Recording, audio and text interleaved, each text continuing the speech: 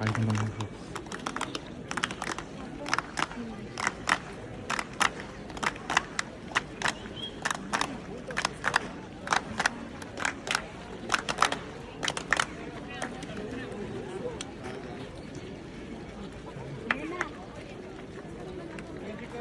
La actividad que vamos a hacer el día de hoy es aplaudir en frente del templo, pero recuerden que esto no es eco por el tema de la inclinación.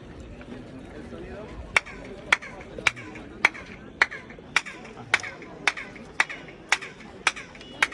va cambiando conforme nos vamos moviendo la escalinata, y a pesar que tengamos esta distancia hasta el grupo que se encuentra al final, va a tener por el tema de la inclinación de la escalinata.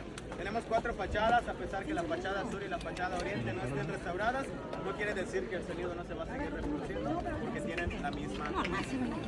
Bien. Ahora sí, vamos a hacer esta actividad todos juntos, aplaudiendo de esta forma. 1, 2, 3. Muy bien. Los que lo quieran grabar lo pueden hacer, y los que no, me ayuden a aplaudir de esta forma por 5 tiempos, ¿ok? Dándole la reverencia al nombre de este templo, que lleva el nombre de ¿quién? Muy bien, de esta forma. ¿Ok? A la cuenta de 3, por 5 tiempos, ¿ok?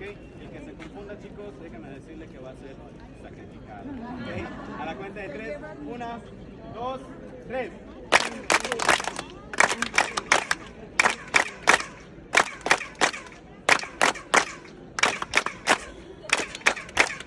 Muy bien.